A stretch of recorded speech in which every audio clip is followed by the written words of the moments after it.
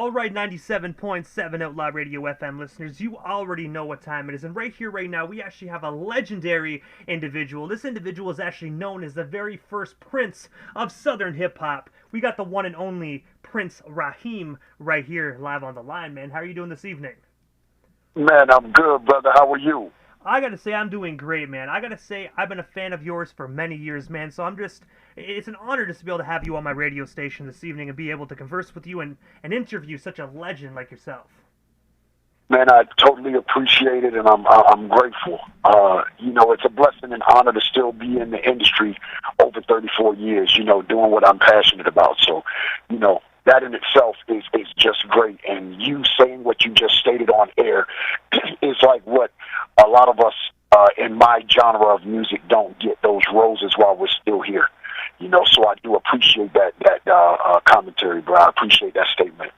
Hey man, I'm glad that I'm able to give you your flowers while you're still here, man, because you most definitely deserve every accolade and all the recognition that comes your way. Hey man, it's like, as kids we were just doing what we did. We didn't realize that what we were doing was making a trend-setting sound. We didn't, think that far out. All we thought was that, hey, we made music that felt good to us and it resonated with the people. And, years later, they're calling us legends. So it's a beautiful thing, to see that what we enjoyed doing resonated with people enough to the point that they consider us legends. And we've made it to this point, It's literally mind-blowing, bro. I can't hold you. But I want to kick things off, man, and take you back all the way to the year 1989, where you actually did some production work with on Renard with No Regards album, Going for Gold. I was wondering, can you tell us a bit more about that? And of course, how did yourself and Renard actually get connected? Well, Renard and I actually got connected via some of the label heads. He was signed to a different label. I was signed with Vision Records, and he had a project coming up at the time. I already had success with Rock the House. I had success with helping with Boot the Booty. I had at that time already written Stomp and Grind for Half Pint. What it did was it opened the opportunity, and the label was reaching out to other labels, his label in particular, and asked, did they have any upcoming artists that needed assistance? He jumped at the opportunity to work with me, as I did with him. He's a new up-and-coming artist, and he had a great sound. Everything just seemed to fall in place. We went into the lab. We sat back. We kind of pinned the idea, the concept. And once we had the idea, it was just off to the races, man. I did, production work as well on some of my own featured projects. Co-produced with some of the producers on those albums as well. So, I working under a great producer such as Beatmaster Clay D. You can't help but to learn certain aspects. In every opportunity that he left the drum machine alone, I was on it. So, I kind of got my feet wet, and it was trial and error for me, basically. And I have to ask as well, man, when you actually first got into producing, did you start doing producing at the very beginning of your career, or like what made you actually decide to get into just producing music? Because you're so natural at just producing, in my personal opinion. Thank you, man. I'm gonna tell you what got me into the production side of things was more or less, realizing that's where the real money was. And trying to capitalize on that part and that aspect of the business. Being a young artist, we didn't really understand a lot of the paperwork that was pushed around. So, and our genre, especially, but it was across the gamut. A lot of artists were, kind of raped in the industry. So, we didn't get what was just due to us.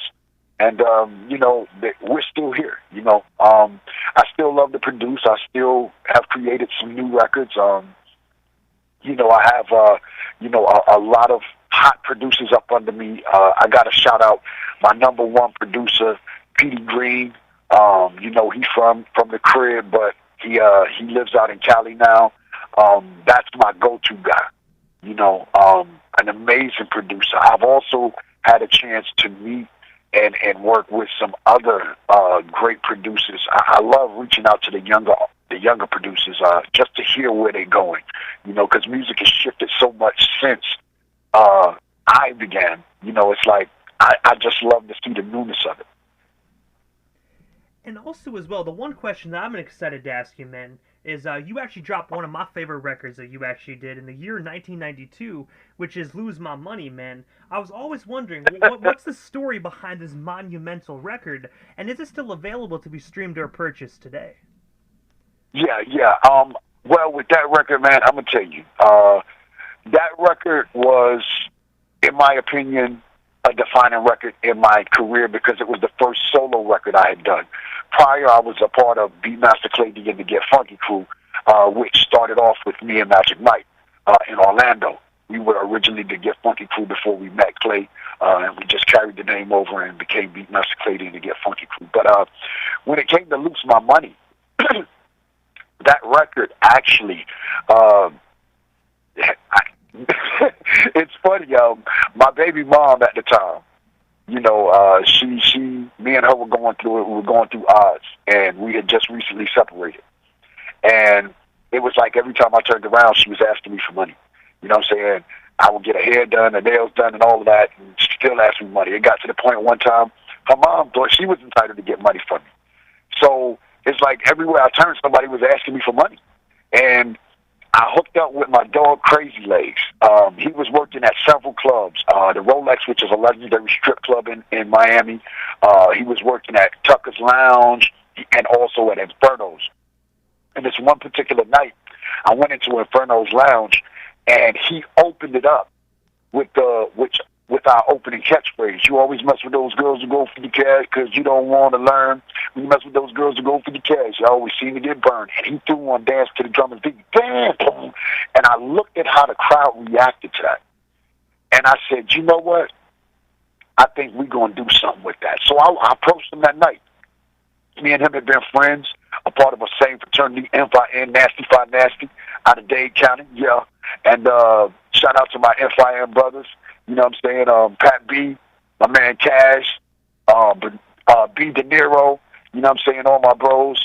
Long story short, man, we went in with a producer who was new to the game. His name was Daryl Hampton.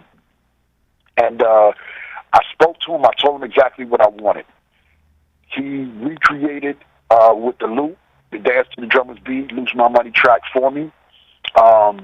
We then went in the lab, and me and Legs just created magic. We didn't know that this record was going to be what it became, but what we did know is when we completed the record, it felt good. And I think one of the driving forces that really made that record hit the way it did was, when they were doing the mix, they left me, Frank Cesrano was doing the mix on the record. They left me in the studio, and I'm just tweaking everything. I'm playing it back, but I'm steady tweaking. I'm turning knobs and hitting the mids a little more and turning the tweeters up, just the highs a little more. But when it got to the bass, I drug it. I pushed the notch up about maybe 5 more. So people always ask me, why does that record hit so hard? It's because I pushed the bass up in the record on the mix.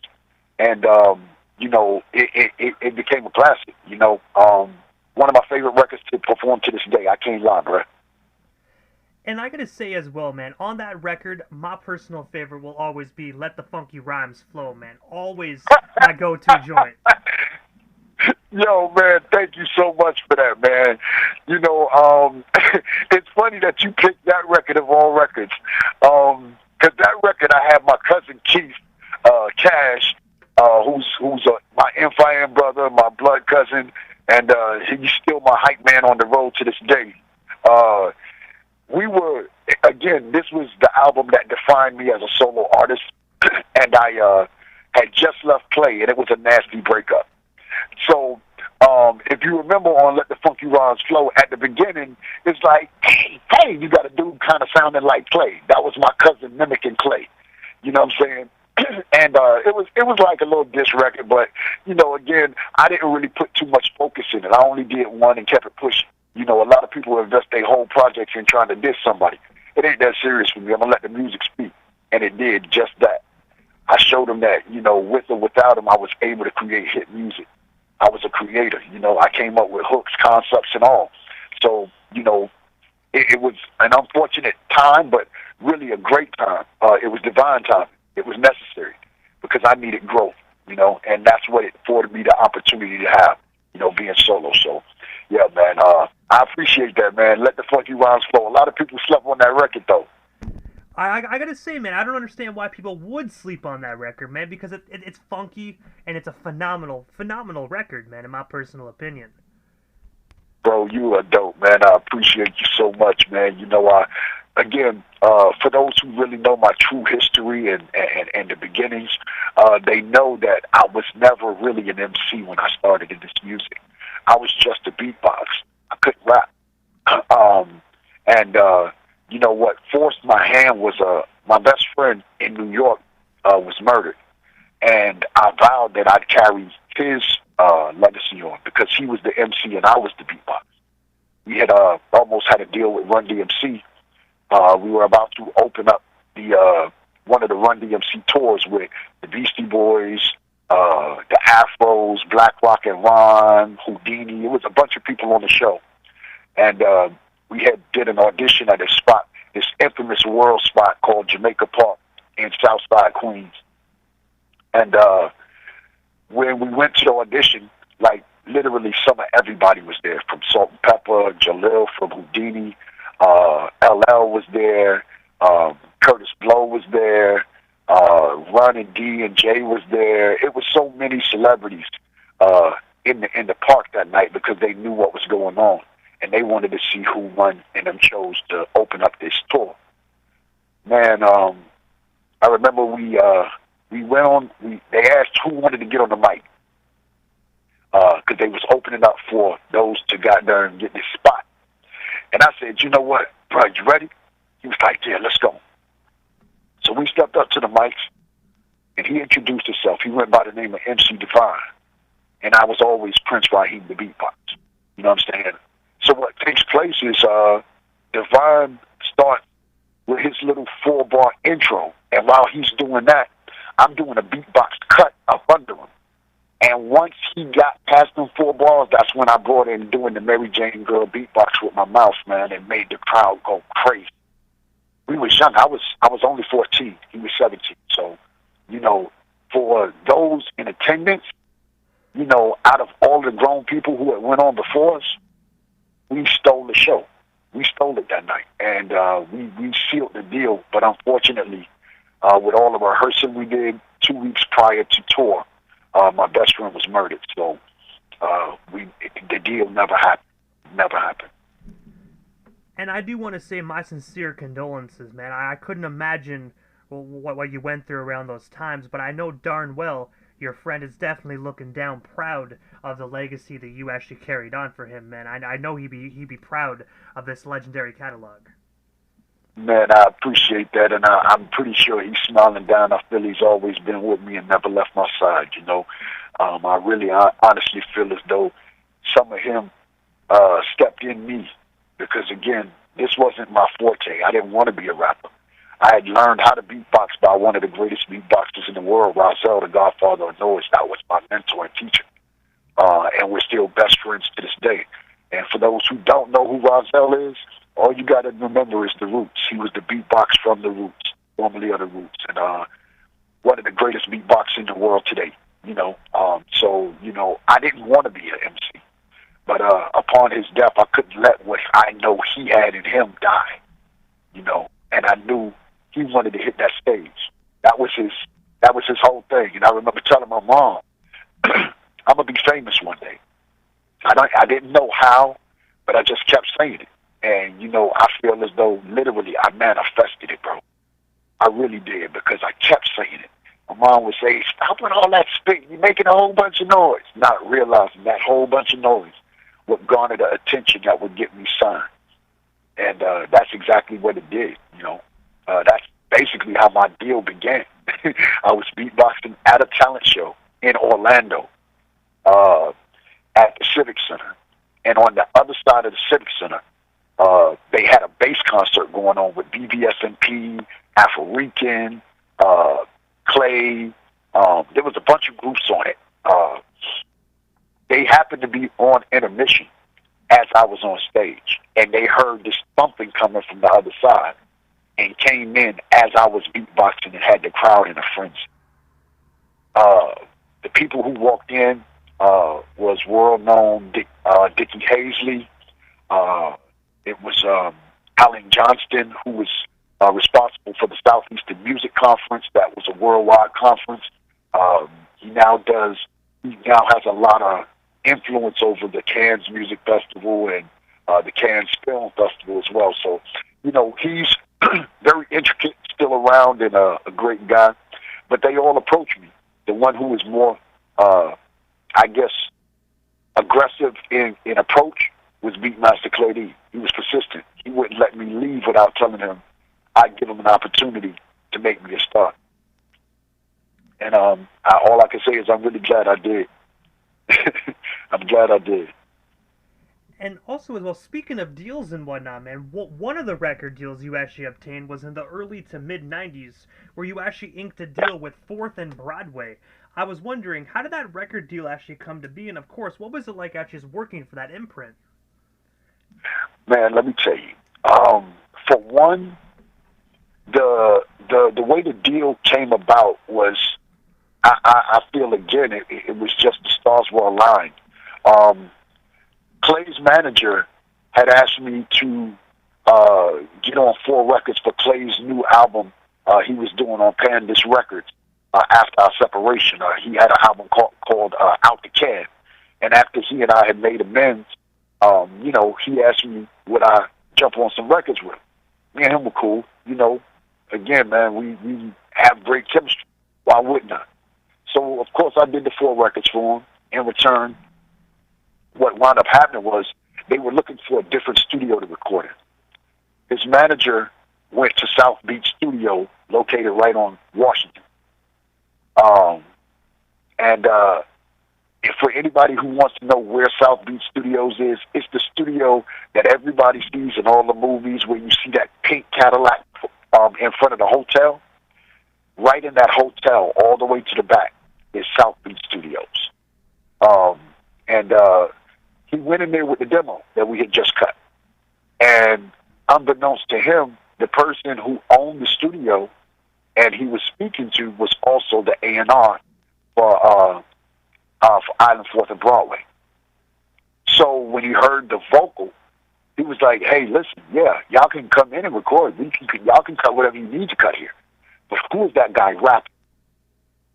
And he was like, oh, that's Prince Rahiem, the guy who had Loose My Money and Pull It All the Way Down and all of those other records. And Mr. Joe Galdo, who was the A&R, then asked him, yo, could I have a meeting with him? Unbeknownst to me, I'm just thinking I'm meeting just an A&R from Island Records, not realizing his history. For those who don't know, my A&R, Joe Galdo, was a part of the 70s disco group Foxy. He was the drummer who played on all of their hits, Get Off, and all of that stuff. So, he was well versed in music. And he just said he loved the staccato style of my flow. He said I had a machine gun rap style that he had never heard from anyone in Florida. And he wanted to see if they could take me to the next level. Being a part of that imprint was being a part of legendary stuff. That's the same imprint of Rahiem. So for me, man, I had finally arrived. I was the first bass artist to ink a deal of that stature in terms of money, situation, and all.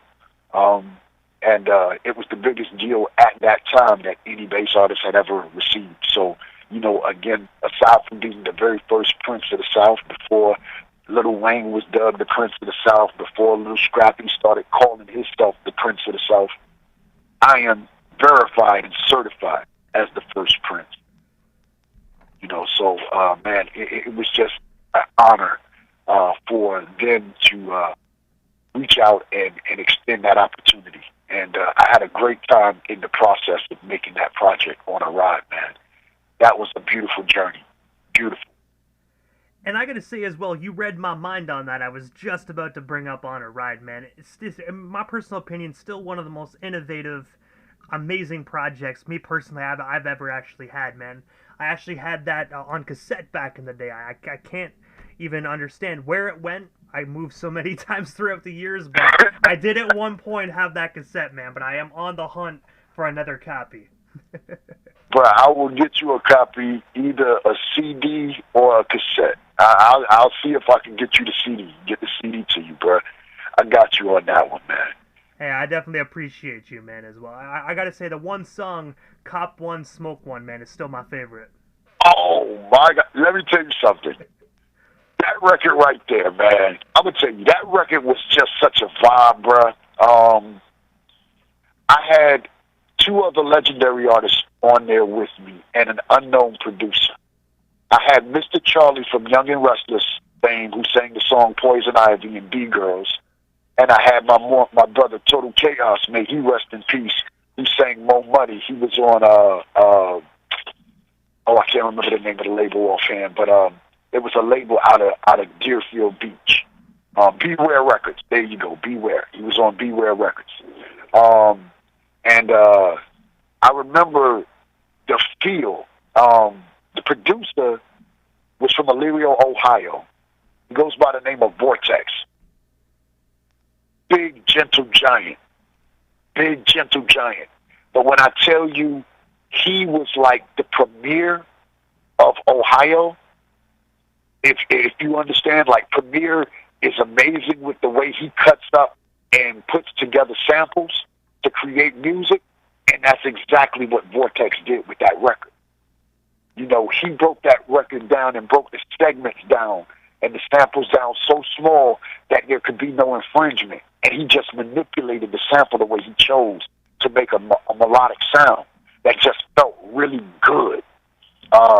And like I said, I couldn't have got two more better guys to be on that record with me, man.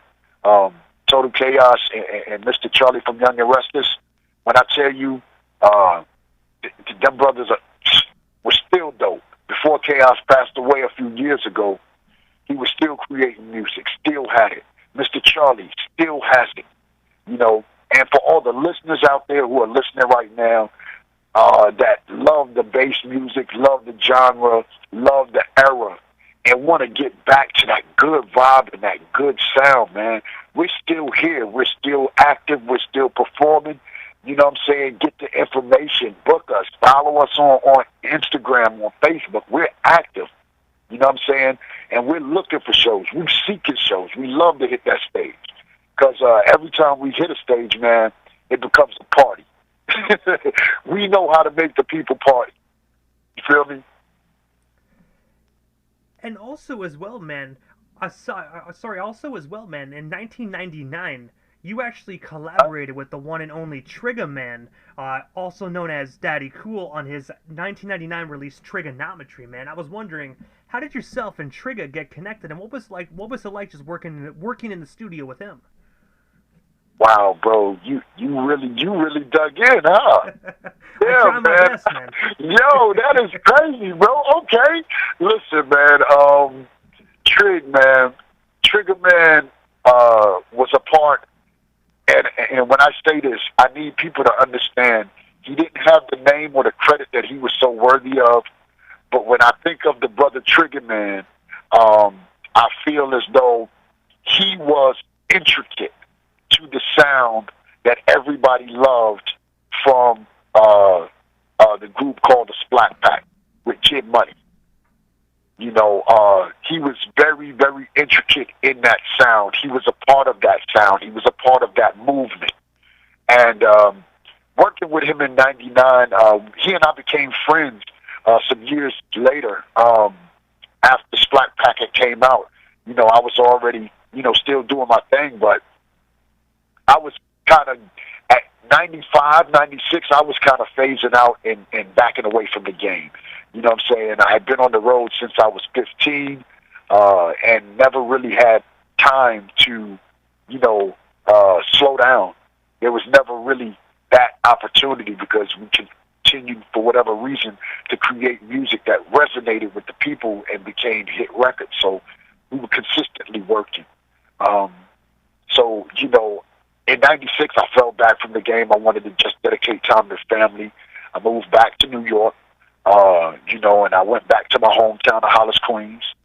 Um, and what wound up happening was he reached out to me, and he explained to me that he was working with my brother, Fat Shannon Houchins, who was responsible for a lot of the sound that a lot of people gave credit to Jermaine Dupri for, but was actually produced by him from the early days of the So Def, the early So Def years.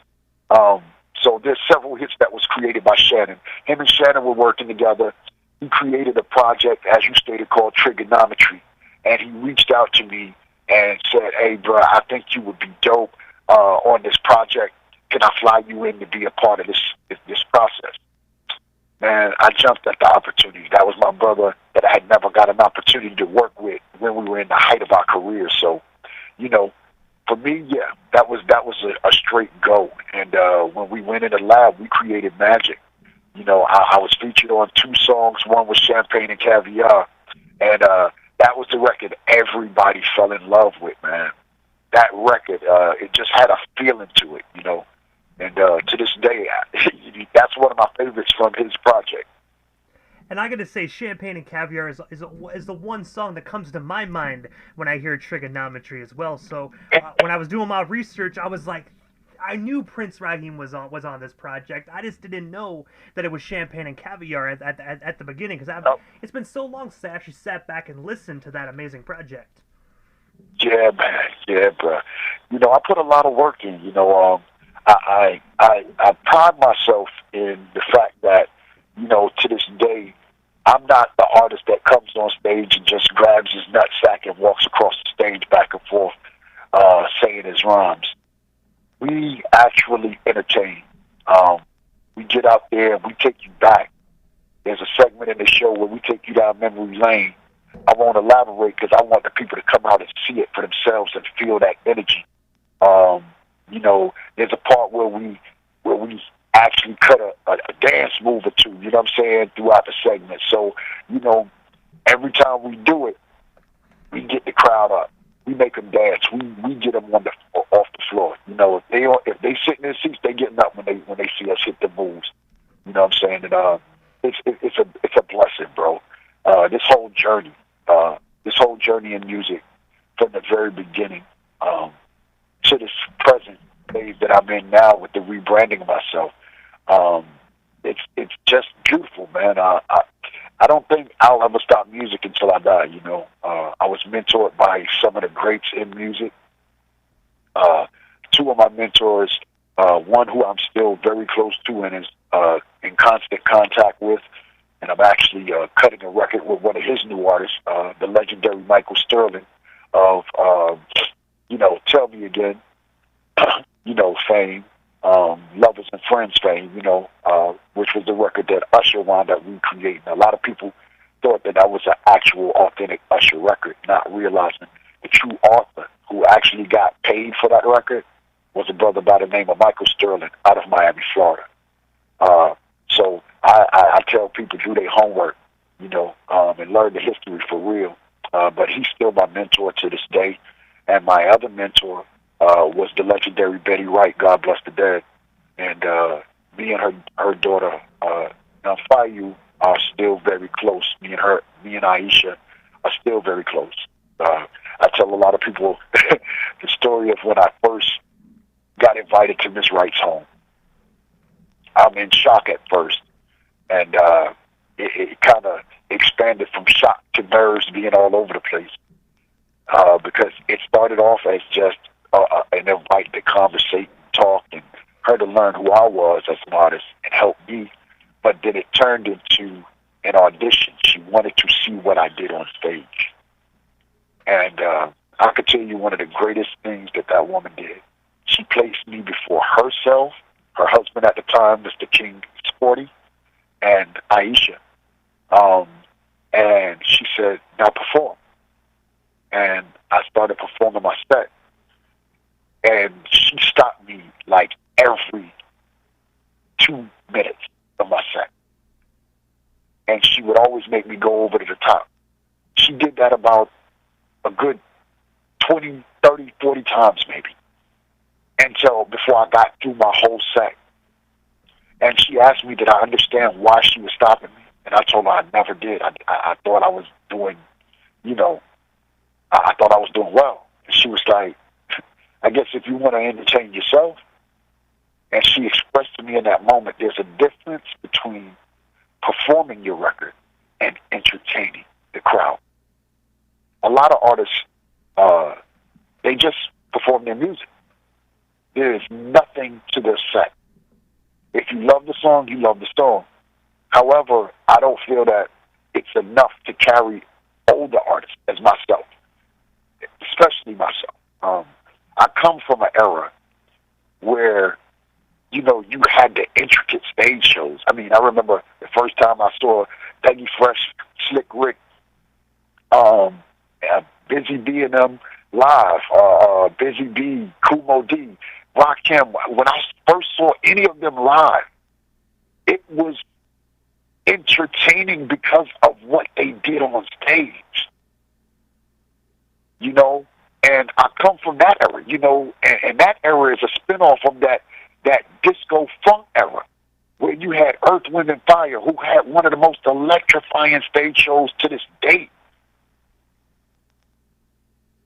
So, you know, I remember growing up watching, like, them live on stage, watching Confunction live on stage, you know, watching a lot of the great legendary artists before me. And not that I would go into R&B, but just I was always mesmerized by the way that they controlled the crowd. And I thirst for that feeling, you know. That was something I wanted to hear them scream my name. And also, Prince, aside from the music industry here for a moment, I also read that you are actually an inspiring author and book writer.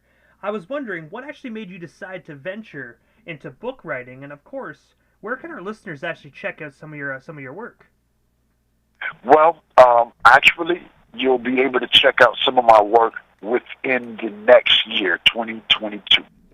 I'm now currently in the process of completing 2 books.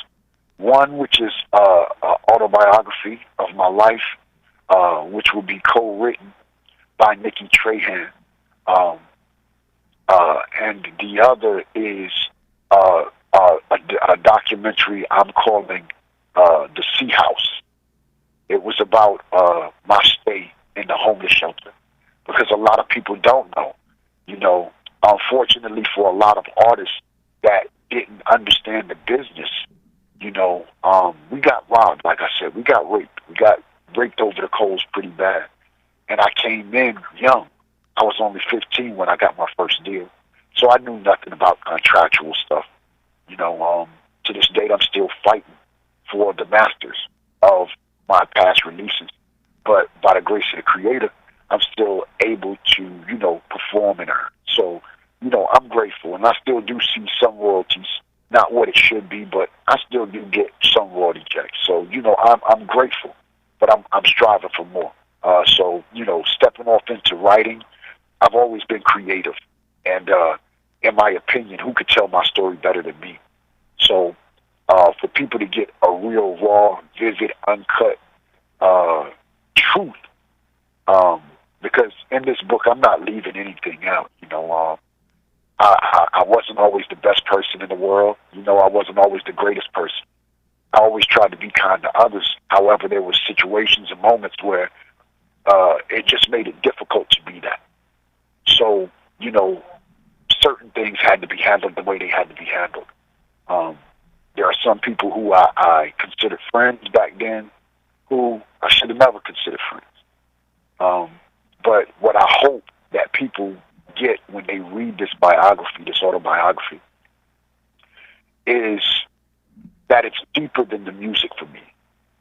Music is what I'm passionate about, but it's deeper than the music because, you know, For those who have been following my social media for the last couple of years, and I have a lot of true supporters out there, and I'm grateful for each and every one. Um, my son was murdered in 2019, and that was like a devastating blow to my family. And that's also discussed in the book because it's a part of this journey. My story isn't over, but I'm going to write it up until that point because what I need people to understand is that we are in a state where we now have to save our children. Our children are killing one another, aside from the atrocities of all the other things that are killing our children. Police, disease, whatever, but the crime amongst one another is something that I'm trying to really get involved and stop. Because, coming from my era, you knew the dudes who had the guns, but we were men then because we were man enough to put the gun down. If it's not worthy of that, we fight. What's good? Put your hands up. And that's how we handled our business. Each man got a chance to walk away and come back the next day. But the way that this world is set up now, it's easier in the mindset of a person to pick up a pistol and murder somebody than it is to take a loss. We're in this era of social media where everybody got a camera and everybody wants that clout and they chasing for it and they seeking an opportunity.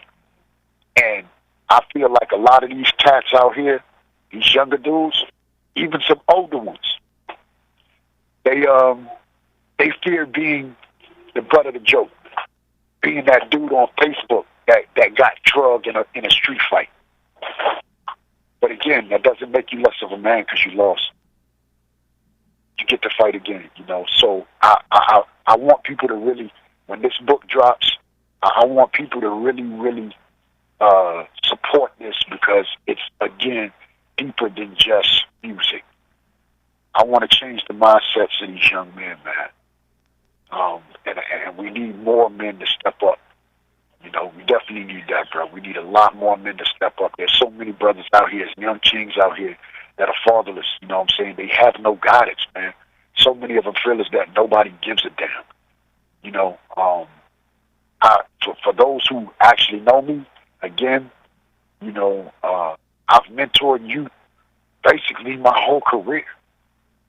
I was a child myself, but those under me, I always tried to instruct them and gear them towards the light, doing the right thing, opposed to making the bad choices. Because I did that. I made bad choices, and I learned from those mistakes. And if, a lot more of our youth would be interested in just taking heed to the lessons, they could avoid the pitfalls, So, man, we go deep. I go deep with this, man. I go deep with this. And also as well, when you actually were talking about new music earlier as well, we actually have a song that you actually sent in moments before we went live on the air, and it's a new song titled "Girls." Man, I'm pretty sure by the name of it, we already know what the song's about. It's about girls. But I was wondering, for the listeners that haven't already heard this release, can you shed some light on it? That way, when they hear it, they can just feel a little bit more drawn to this amazing song. Oh yeah. Now this song here, this song is a song that I've actually loved since the onset of the creation of the song, and it was produced by Grammy-nominated C-Note, who's produced for Lil Wayne, Trey Songz, Madonna, you name it, he's produced one. We got the track from him, and we got this guy named Music to sing on the track. Not Music Soul Child, but another guy named Maestro, Maestro, to sing on the track. And I had a feature from my younger brother, my young partner. He goes by the name of PS3, you know what I'm saying? And he was out of Aiken, South Carolina at the time. And, I got him on the record, and, once we had the track and the hook, it was so easy to write this song because this is one of those feel-good records that is going to make you dance the night away every time you hear it, guaranteed. And I gotta say as well, I actually listened to the song and I gotta say it's absolutely phenomenal. So I know the listeners here momentarily are definitely in for a treat, for most definitely. Man, I appreciate you, bro, man. We working, man, and that's just one of many. I'll be sending you a few more songs. Me, PS, and his twin brother, Young Skywalker, just created another record called I Know and another one called Move Your Body. Man, when I tell you these records are great records, and I feel they're going to be world records. They're going to be big enough to be world records, especially Move Your Body. That there's something about that vibe on that record that is just going to draw the people in, from the melody to the cadence to the production. I mean, everything on that record is just a go, man. And it's not, I don't boost records because it's mine, because I celebrate everybody, you know what I'm saying? But I just know what a feel-good record feels like, and Move Your Body is one of those feel-good records, and you'll find that out when I send those to you as well, bro. But I have to ask as well, man, while we still have you here, aside from the autobiography and all the new music, is there anything else you still want to talk about or promote? Well, we still got you here live on the FM dial this evening. Yes, man, yes, most definitely. For those who don't know, I am the brand ambassador for the first black-owned vodka out of Miami, Florida.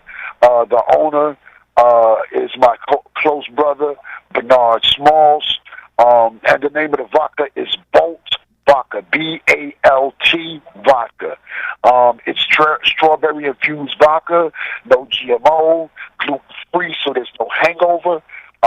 It's the healthiest vodka on the market, and in 2020, we were actually awarded with the bronze certification in the spirits and wines across America. So we're shooting for Ciroc. We're coming for that number one spot. We have a website.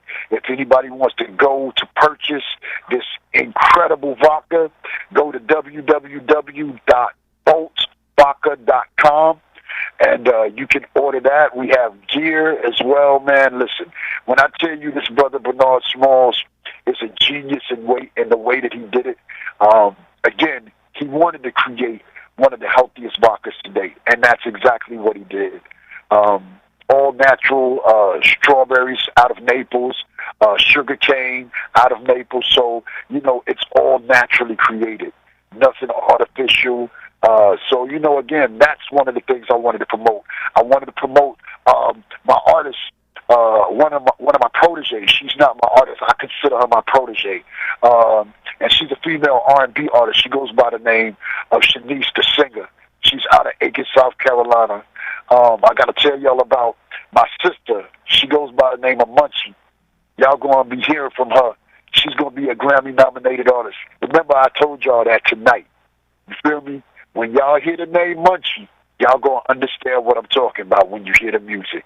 Janae, who is now under my management, she's out of Aiken, South Carolina. I got to shout out my manager, Jay Diggs, my cousin, Cash. Most importantly, I got to shout out my team, my manager, Angela McDowell.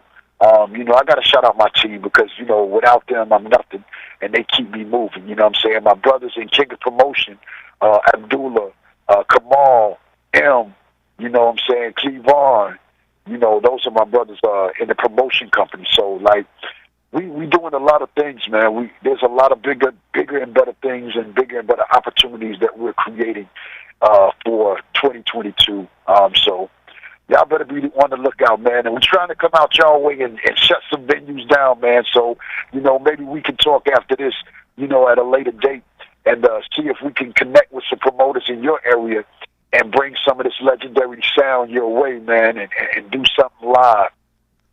Hey, man, I gotta say, I most definitely agree with that 110%, man. We're down here on the east coast of Canada. We don't get a lot of hip-hop concerts, and I know some of the listeners might call me a liar or say I'm stretching the truth, but we do get hip-hop, but we get maybe maybe like Snoop Dogg, maybe Ice Cube once every 2-3 years. But as a hip hop head like myself, man, once every 2 to 3 years, that's not enough. That's just a little bit. That part.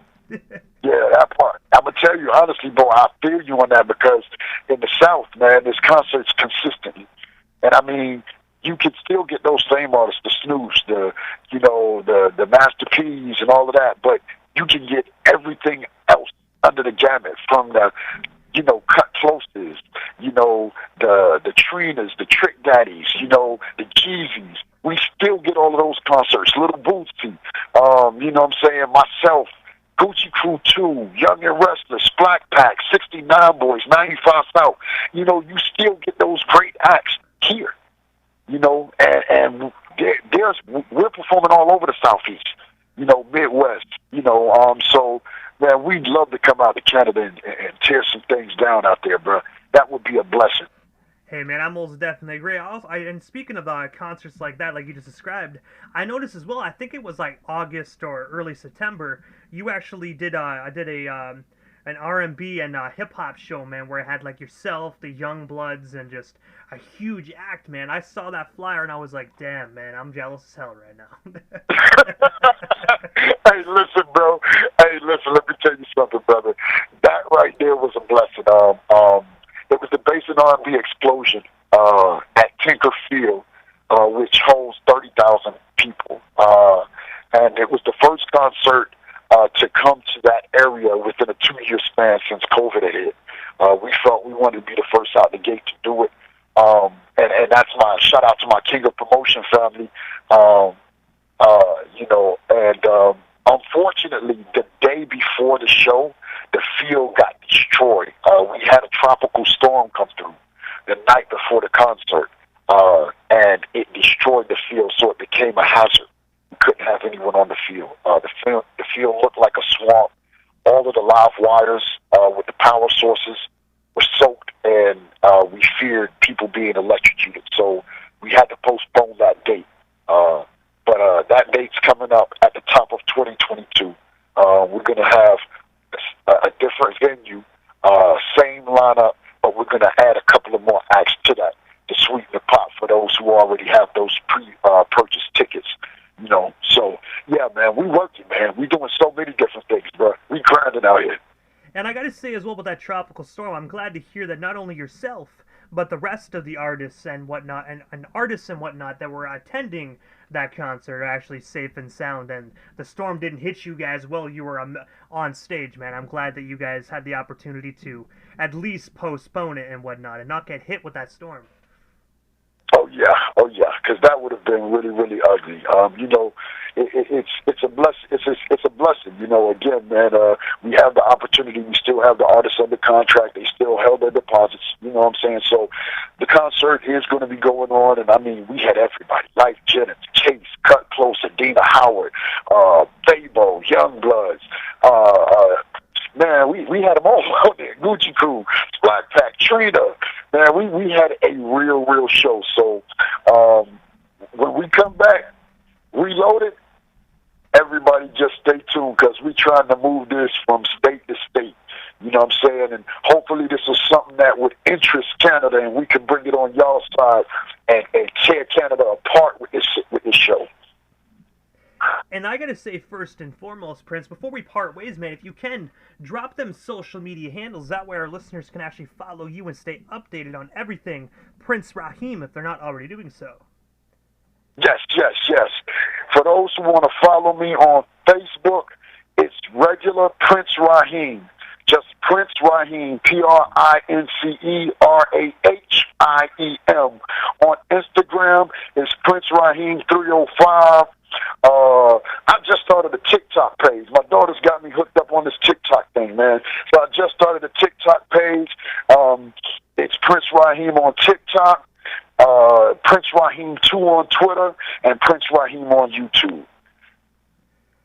And I gotta say, first and foremost, Prince, thank you so much, man, for just giving us a bit of your time here this evening and just taking over the 97.7 FM airwaves, man. It definitely was an honor and most definitely a privilege to welcome such a legendary Miami-based hip-hop legend right here on Outlaw Radio FM this evening.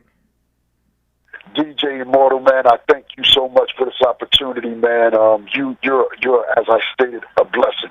A lot of people have kind of forgotten about the foundation of the Southeast music beginnings. It didn't start with the Lil Waynes and the Cash Moneys. It started with the artists like myself, like B Master Clay D, like Young and Restless, Gucci Crew, Splack Pack, MC80E, Gigolo Tony, you know, MC Sade, and Criette, the Get Fresh Girls. These were the foundations. Rap Teeny on Ice. These were the founding female and male artists. Missy Miss, like there's so many that I could name, man. And we were the ones who began this journey. And I can't leave out my brother, Devastator X, man. One of the greatest underrated producers in the world. Known for the success of making Shake What Your Mama Gave You. He also made the beat to I Wanna Rock for Luke. That's been my dog for years, 30 plus years now. So, you know, shout out to all of my brothers and sisters in bass.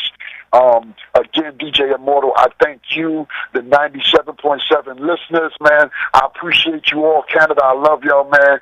Keep supporting, ride with your boy, ride with the team, because the journey's not over, baby. We still here. Hey, man, most definitely, man. I gotta say, thank you so much again, man, and definitely, Prince Rahiem, have yourself a wonderful night, man. Hopefully down the line, we can make this happen again sometime soon. Oh, yes, sir, my brother. I look forward to it, man. God bless you and Godspeed. Most definitely, man. Thank you. Have yourself a wonderful night. You do the same. Peace, family.